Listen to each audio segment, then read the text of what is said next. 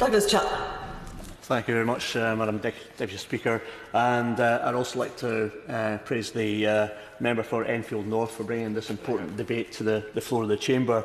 I think the powerfulness of the member's speech was such that I'm sure the Minister will want to take heed of all the major points that she managed to squeeze into her speech. Indeed, many of the other speakers that have followed have made equally powerful and compelling points. And again, I hope that given the agreement, I think, across the Chamber that on some of these points, that I'm sure the Minister will want to take forward as many as possible in his summing up. But I welcome the opportunity to speak in this timely debate, especially ahead of the parliamentary and presidential elections in Turkey later this month. There is mounting evidence to suggest that Turkey's record on human rights since the attempted military coup in 2016 has been somewhat questionable. It is therefore important that the UK Government, in pursuit of closer relations with Turkey and in line with its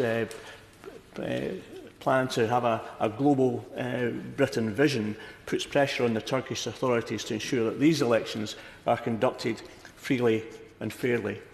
The Secretary of State of Foreign Affairs must also urge President Erdogan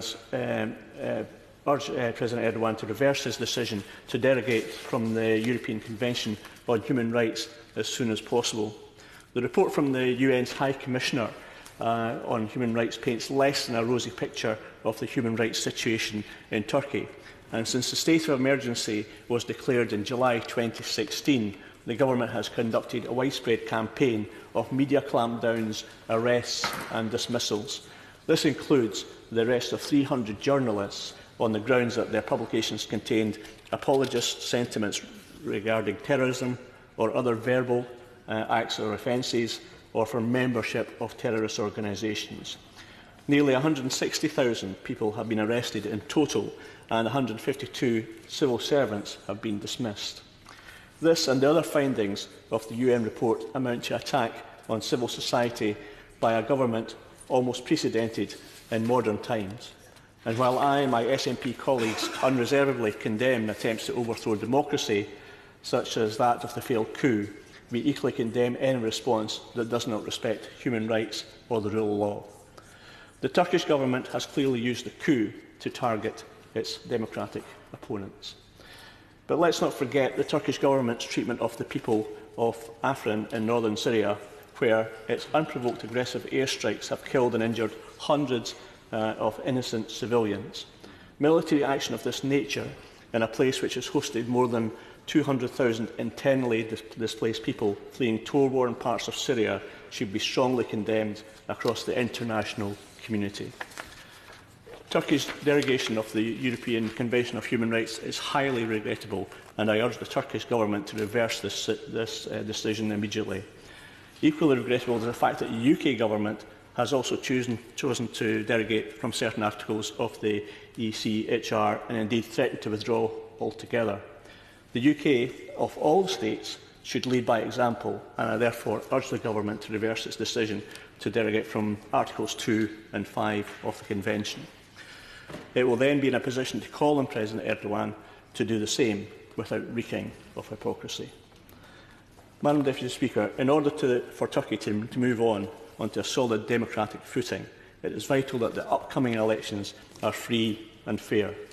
As I said, the UN High Commission for Human Rights has expressed concern over the legitimacy of these elections should the state of emergency remain.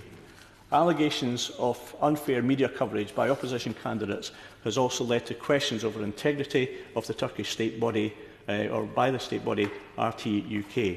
And yet more concerning is the $6 billion incentive package recently announced by the AKP government to include cash payments to pensioners. Some of which some of the commentators locally have understandably denounced this as election bribery. In this context, it is difficult to foresee how credible elections can and the results can be accepted, and what the result will be regarding Turkey's future. Despite Turkey's questionable human rights record of late, the Prime Minister rolled out the red carpet for President Erdogan during his visit to Downing Street last month.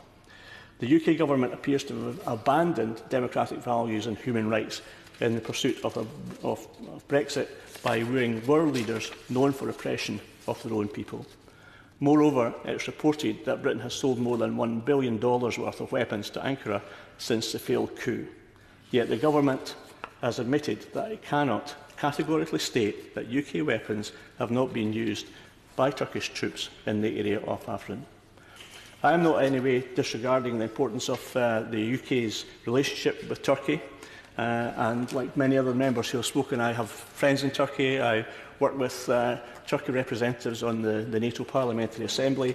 So I'm very keen to see strengthening of our trade, our security and defence links with what is our geopolitically strategic sited country.